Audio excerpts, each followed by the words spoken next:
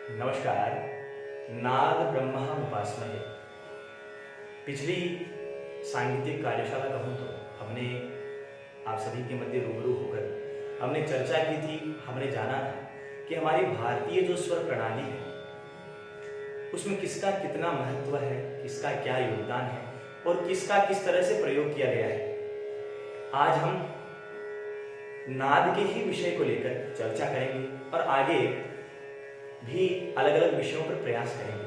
सबसे पहले हम जानेंगे कि नाद के लक्षण, जाति, प्रकार क्या क्या है, अथवा तो नाद का छोटा बड़ा होना, नाद का जाति और गुण और नाद की ऊंचाई और नीचाई पे हम चर्चा करेंगे। सबसे पहले हम एक बार पुनः नाद की परिभाषा जान लेते हैं।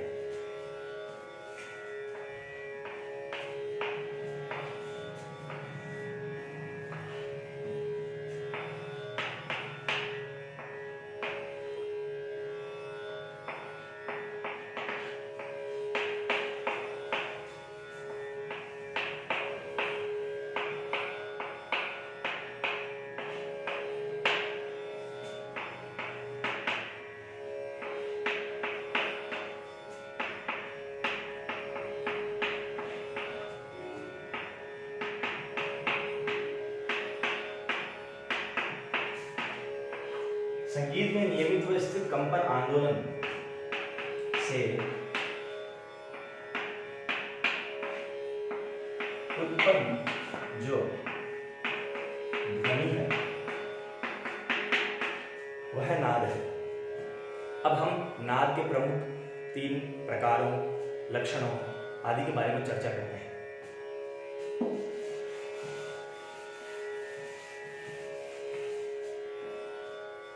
नाद की क्या क्या विशेषता है?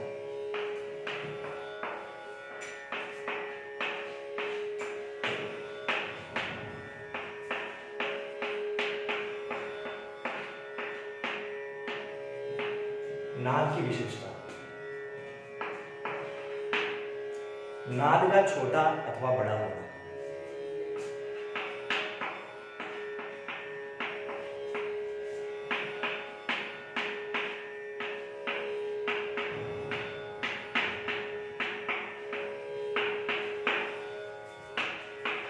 नाद का छोटा अथवा बड़ा होना, नाद की ऊंचाई और नीचाई,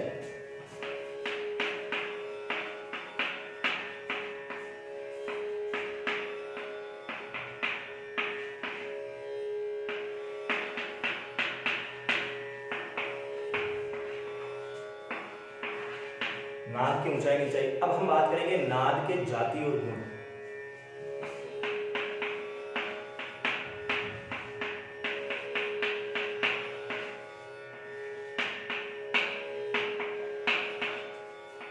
नाद के जाति और गुण इन दिनों में हम चर्चा करेंगे। पहला विषय है हमारा नाद का छोटा अथवा बड़ा होना। इससे क्या तात्पर्य है कि संगीतोपयोगी ध्वनि जिसको हम जिस तरह से उच्चारित करते हैं, जैसे अगर हम सनही सनही उच्चारण करेंगे अथवा तो धीरे धीरे जब हम उच्चारण करेंगे तो नाद का छोटा होना अर्थात हमारी ध्वनि का जो डिस्टेंस है, जो दूरी है वो बहुत ज्यादा नहीं होगी।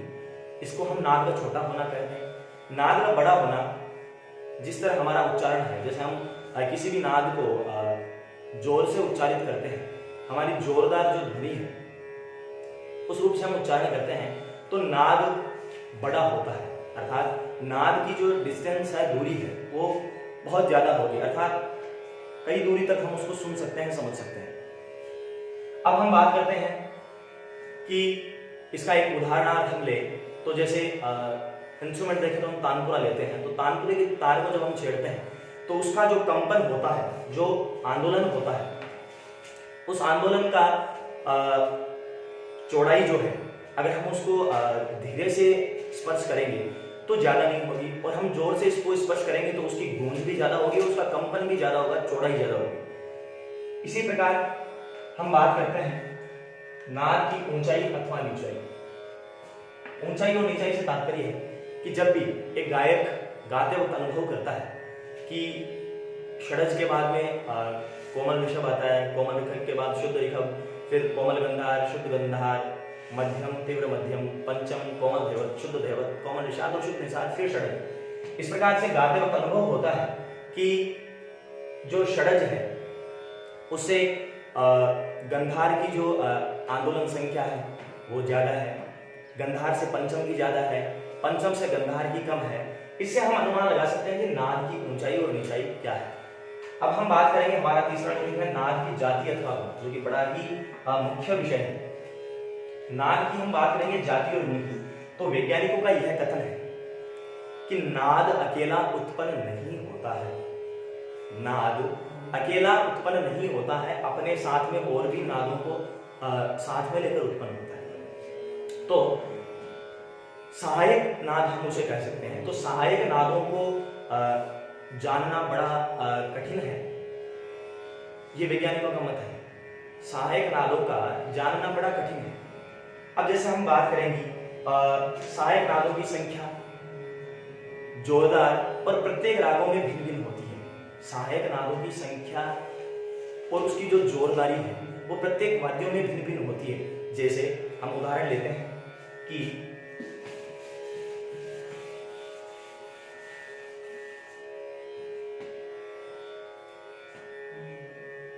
पहला उदाहरण है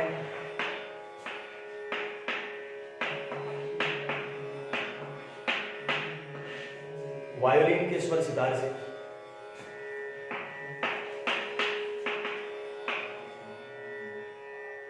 हाँ, पहला है वायोलिन का स्वर सितार से।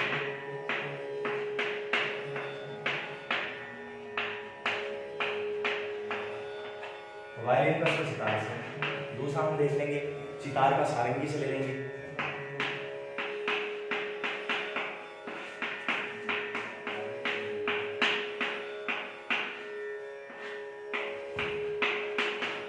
सितार का हमने सारंगी से लिया।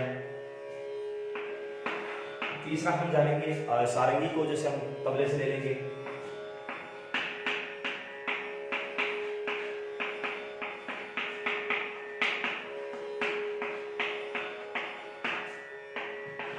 चौथा हम हारमोनियम का सरोद से ले लेंगे।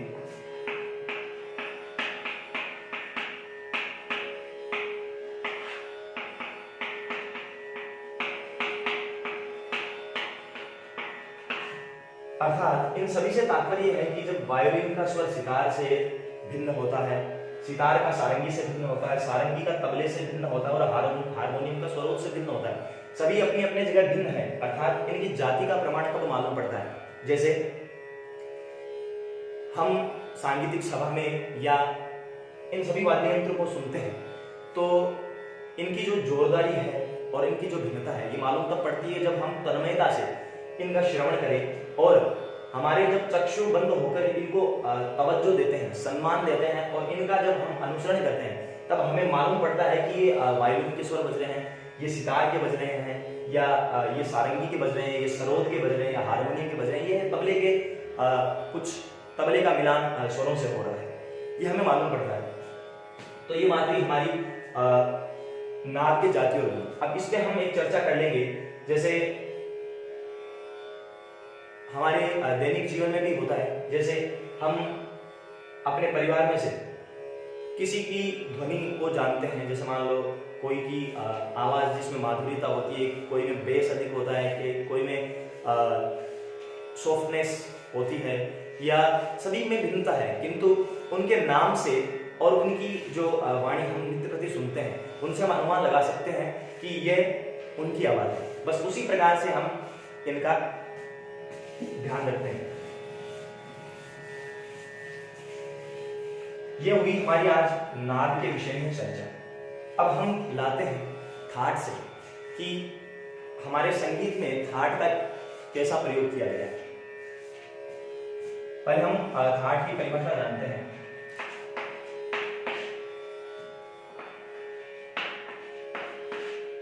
थाट की परिभाषा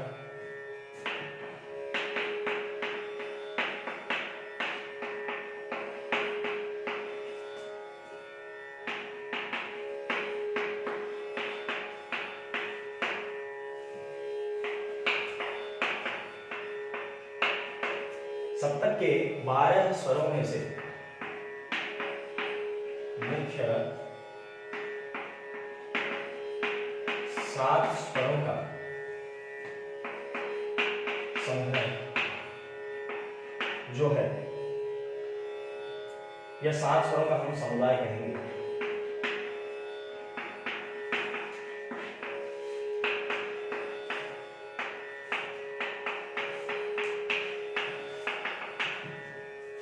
सप्तक के 12 स्वरों में से मुख्य 7 स्वरों का समुदाय थाट कहलाता है।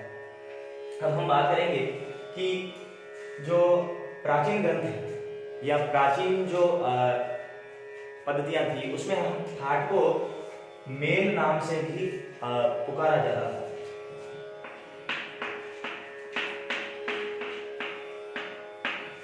जिसकी परिभाषा अभिनव रागमंजरी में अच्छी दी गई है कि मेल स्वर समूह शादाग्र व्यंजन शक्तिमान। मेल स्वर समूह शादाग्र व्यंजन शक्तिमान, अर्थात मेल का यानी 7 स्वरों का इस प्रकार का मेल जो एक राग उत्पन्न करने की क्षमता रखता है उसे हम क्या कहेंगे, थाट अथवा तो मेल कहेंगे। जो कि जैसे मैं परिभाषा लिख देता हूं, जो कि अभिनव रागमंजरी में निहित है।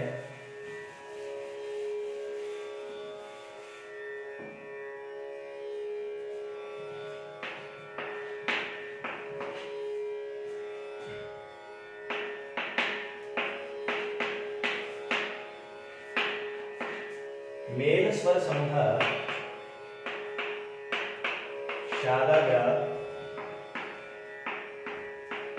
व्यंजन शक्तिमान,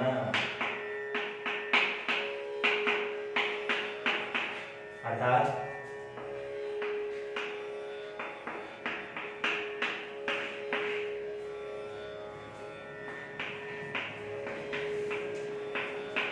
वह स्वर समूह है जो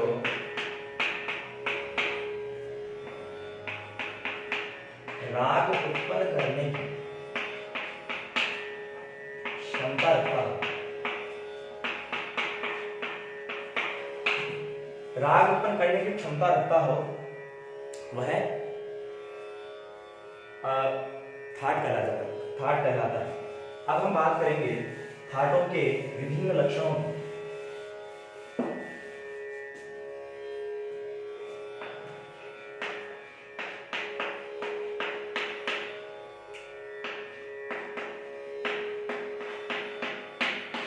थाट के लक्षण क्या होने चाहिए कि प्रत्येक थाट 7 स्वरों का सप्तस्वर युक्त होना चाहिए, क्योंकि अगर थाट संपूर्ण जाति का नहीं होगा तो संपूर्ण जाति का राग बनाना, राग कैसे उत्पन्न होगी संपूर्ण जाति। अगर संपूर्ण जाति का थाट नहीं होगा तो संपूर्ण जाति की राग कैसे संभव होगी। तो थाट का संपूर्ण जाति का होना आवश्यक है, पहला लक्षण।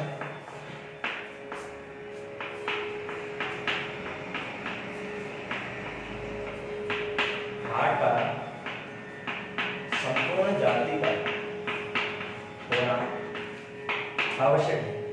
दूसरा कि थाट के जो स्वर है वो भी क्रमबद्धता से होने चाहिए। जैसे षड्ज के बाद में ऋषभ है, फिर शुद्ध ऋषभ या गंधार, इनका जैसे भी चलन है। हाँ, शुद्धता और तीव्रता में फर्क हो सकता है। जैसे राग भैरव है, उसमें षड्ज के बाद में कोमल ऋषभ आता है, फिर शुद्ध गंधार आ जाता है, फिर मध्यम, पंचम और फिर कोमल देवता आता है, फिर शुद्ध निषाद और फिर षड्ज। तो कोमलता और तीव्रता में हो सकता है, किंतु क्रमबद्धता होनी अत्यंत आवश्यक है। तो ये हुआ थाट का दूसरा प्रकार। मैं लिख देता हूं, शॉर्ट में लिख देता हूं कि थाट का क्रमबद्ध रूप से स्वरों का होना।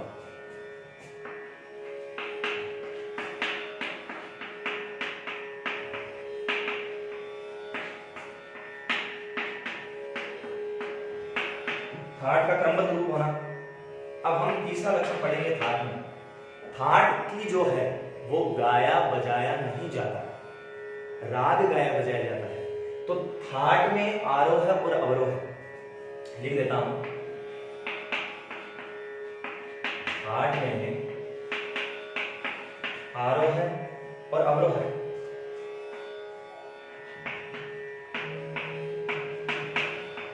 थाट में और आरोह और अवरोह, दोनों को जानना अत्यंत आवश्यक नहीं है, क्योंकि आरोह और अवरोह थाट में लगभग समान ही है। अब आरोह को जान लेने से हमको थाट का मालूम पड़ जाता है। जैसे मैं उदाहरण आपको एक ये भी बता दूं बीच में, कैसे, जैसे हम लेंगे राग काफी लेते हैं, जैसे काफी थाट ले लेते हैं। काफी थाटांतर्गत कौन से स्वर हैं?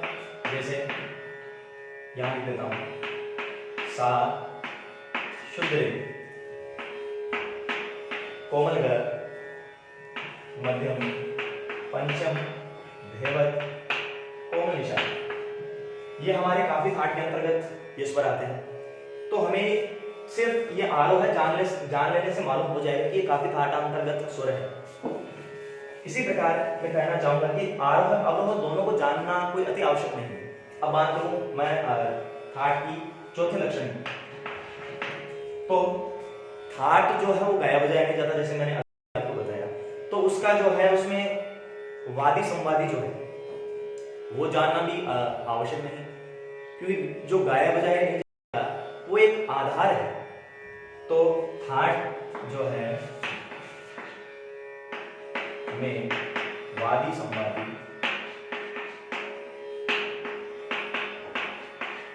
जानना आवश्यक नहीं।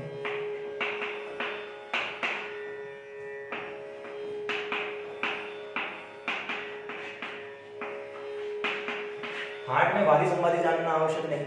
ये हमारा हो गया चौथा मुख्य लक्षण हो गया। अब हम बात करेंगे पांचवें लक्षण की।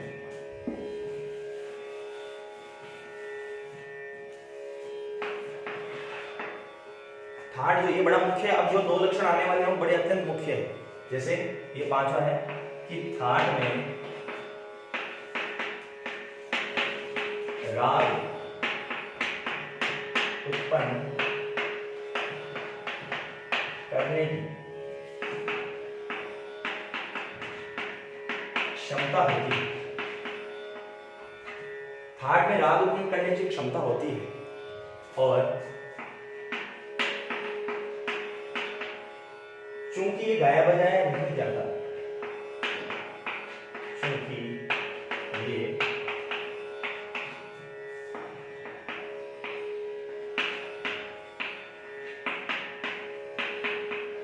ये गाया बजाया नहीं जाता, तो इसमें जो माधुर्यता है उसका भी प्रयोग आवश्यक है।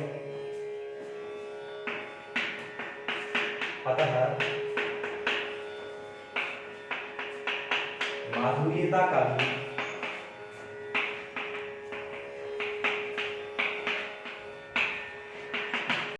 भी प्रयोग नहीं। अब हम जानेंगे थाट पद्धति के बारे में, थाटों की संख्या के बारे में, और थाट का प्रचार प्रसार किन्होंने किया, कैसे किया, उनके बारे में। थाटों की संख्या,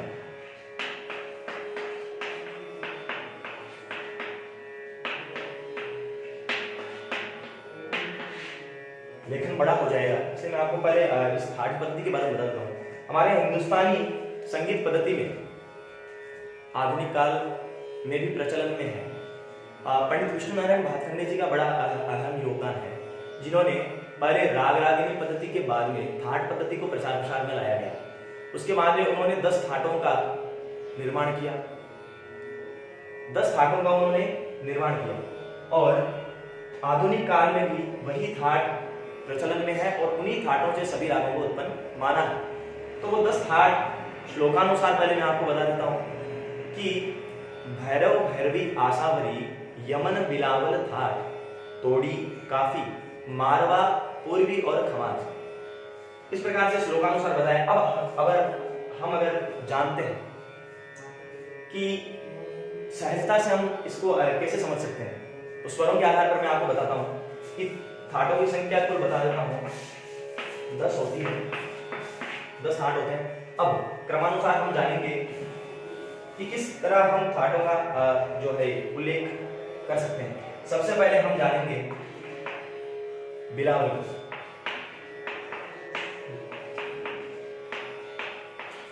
बिलावल जिसमें सभी शुद्ध स्वरों का प्रयोग किया जाता है।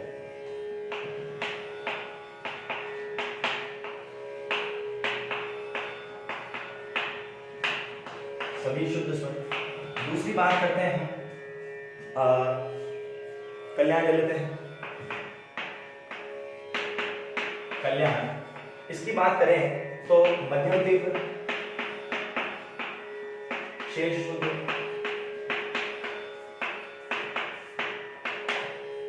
तीसरी बात करें तो हम यहाँ पे खमाज लेंगे। क्या होगा? निषाद, कोमल, शेष शुद्ध। चौथी बात करेंगे तो हम इसमें आसावरी को लेंगे।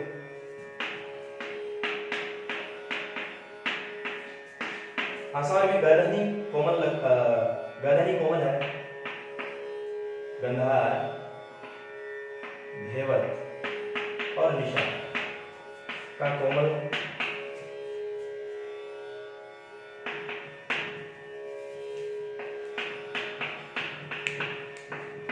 शेष शुद्ध। गर्दनी कोमल शेष शुद्ध हो गया। इसके बारे में हम बात करेंगे काफी की। इसके बाद हम काफी की चर्चा करेंगे।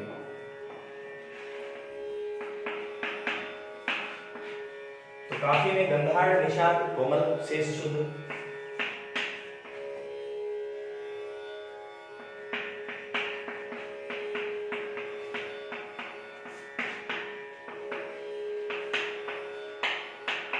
गंधार, निषाद, कोमल, शेष शुद्ध। अब हम बात करेंगे 6 नंबर पर राग भैरव की। पहले भैरवी लेते हैं जिसमें ऋखम, गंधार, धेवत अथवा तो ऋखम, गंधार, धेवत अर्थात और निषाद, कोमल, शेष शुद्ध। अब एक बार मैं इस भैरवी राग के बारे में बताता हूँ। ये एकमात्र ऐसा राग है जिसमें 12 के 12 स्वर हम प्रयोग में कर सकते हैं अगर कोई क्षमतावान हो। इसमें चारों जो ये कोमल स्वर है, तीव्र स्वर और शुद्ध स्वर सभी का प्रयोग करके हम इसको इसमें रंजकता ला सकते हैं, किंतु क्षमतावान होना चाहिए। बात की भैरवी की। 7 नंबर पर हम आते हैं भैरव, जिसमें ऋखम और धेवत, कोमल, शेष शुद्ध।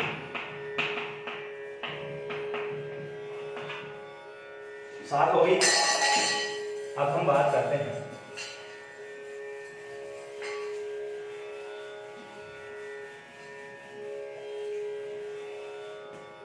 आठवीं की, जो कि मारवा, 3 बची, मारवा, पूर्वी और थोड़ी।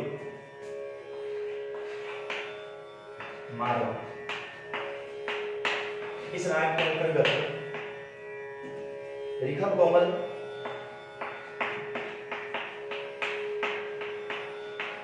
और तीव्र, शेष शुद्ध। अब बात करते हैं पूर्वी राग।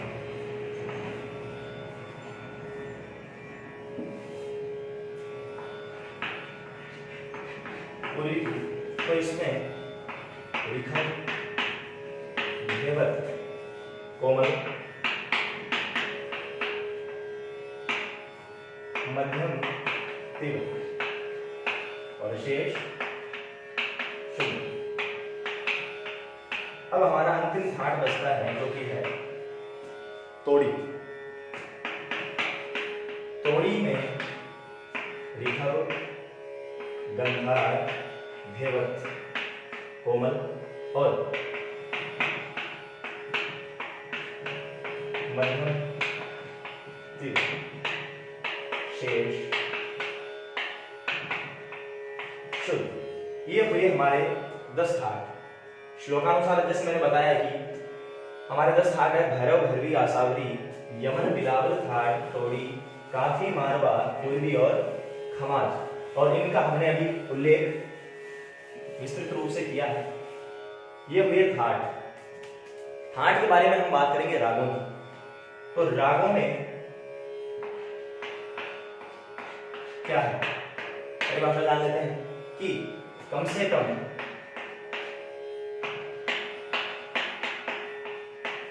पांच और अधिकाधिक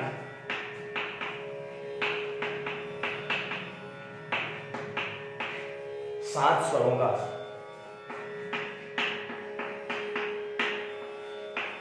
सात स्वरों की वह सुंदर रचना जो कि कर्णप्रिय हो,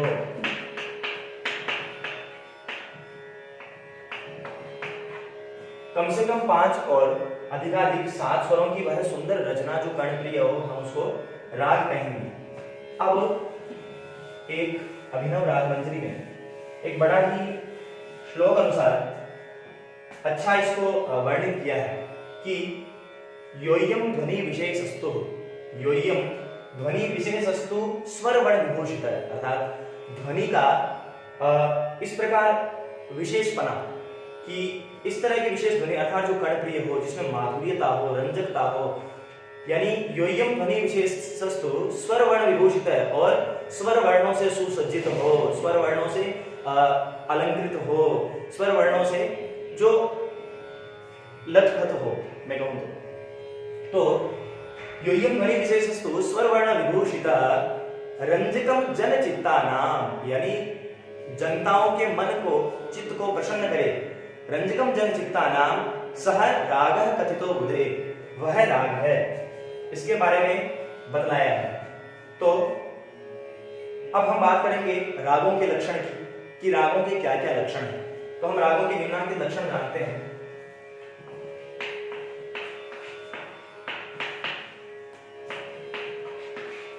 रागों के लक्षण, तो सबसे पहले रागों के हमें 10 लक्षण ज्ञात होने चाहिए। कौन कौन से मैं आपको बताता हूं। पहला ग्रह, दूसरा अंश, तीसरा न्यास, चौथा अपन्यास, पांचवा षाढ़त्व, छठा औरत्व, सातवां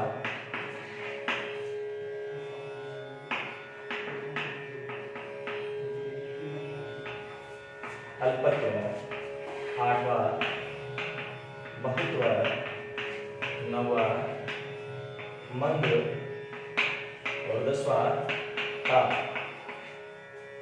ये राग के 10 लक्षण है। ग्रह, अंश, न्यास, अपन्यास, षाढ़त्व, औढ़त्व, अल्पत्व, बहुत्व, मंत्र और ताप। ये राग के 10 लक्षण हैं और वर्तमान में इन 10 लक्षणों में से कई प्रचार में है किंतु परिवर्तित रूप में है। 10 लक्षण कई परिवर्तित रूप में है, वर्तमान में प्रचार में।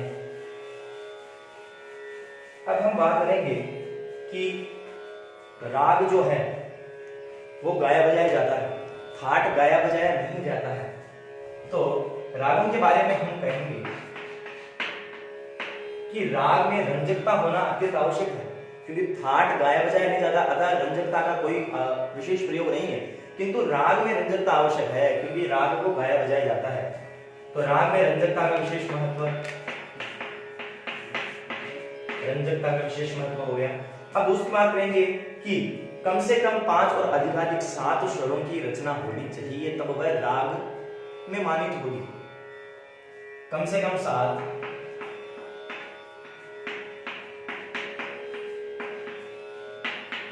और अधिकाधिक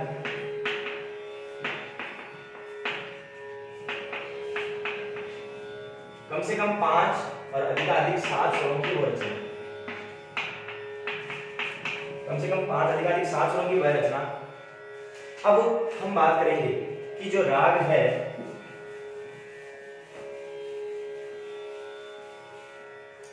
उसको किसी न किसी ठाट से उत्पन्न माना जाता है। उदाहरण हम लेंगे काफी को। काफी ठाट के अंतर्गत कौन सी रागें हैं? उदाहरण बागेश्वरी,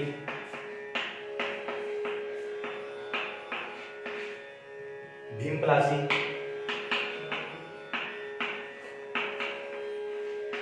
ये होगी। आसावरी घाट के अंतर्गत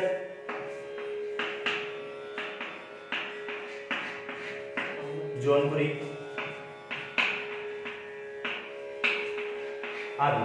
तो जो राग है वो किसी न किसी थाट के अंतर्गत ये होती है या थाट से उत्पन्न होती है। अब जो मैं बताने जा रहा हूं बड़ा अहम और मुख्य टॉपिक है कि राग के अंदर स्वर रचना में जो राग का जो स्वरूप है उसमें मध्यम और पंचम इनमें से एक का होना अत्यंत आवश्यक है। इनका दोनों रूप इनके ये वर्जित होना राग के नियम नहीं है। मैं बात बताऊं, जैसे राग है भूपाली, जिसका चलन है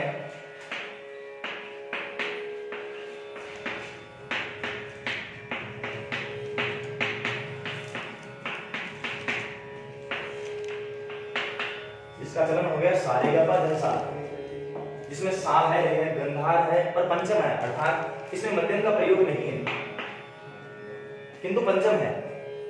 इसी प्रकार किसी में मध्यम ना हो तो पंचम होगा और पंचम नहीं हो तो मध्यम होगा, और किसी में अगर मध्यम शुद्ध और पंचम दोनों ना हो तो वहां पे तीव्र मध्यम का होना आवश्यक होगा। ये राग नियम है। अब हम हमारे मुख्य दो टॉपिक पर और चर्चा करेंगे कि राग का जो आरोह है और अवरोह है, पकड़ इत्यादि है, इनका महत्व है। क्योंकि थाट जो है वो गाया बजाया नहीं जाता और राग गाया बजाया जाता है। तो राग के अंतर्गत वादी, संवादी, पकड़, इन सब का होना अत्यंत आवश्यक है। तो ये राग के नियम है, ये हुए राग के नियम। और अब हम बात करेंगे एक जो हमारा आज का जो अंतिम और जो कि बड़ा विशेष है, इसका हम विस्तृत रूप से अभी चर्चा करेंगे। जैसे राग के भीतर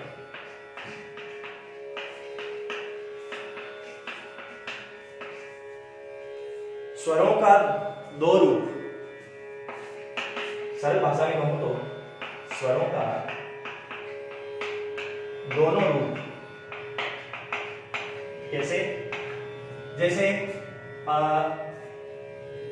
तीव्र मध्यम है, संग में शुद्ध मध्यम लगा दिया, शुद्ध निषाद है, संग में कोमल निषाद लगा दिया, और शुद्ध गंधार है, साथ में कोमल गंधार लगा दिया। तो ये दोनों साथ में नहीं होने चाहिए। उदाहरण में एक बात बताऊं आपको, जैसे राग है बिहार, राग है बिहार, इसमें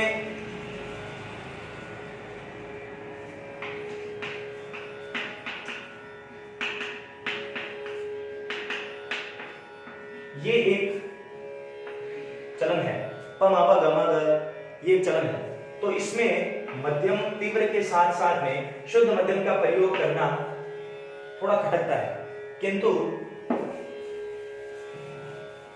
कहीं कहीं यह मत भी है, अपवाद या अपभ्रंश तौर पर कहूं तो राग में रंजकता बनाने के लिए अल्पत्व इसका प्रयोग हम कर सकते हैं। जैसे बात करूं मैं राग मियां मल्हार की,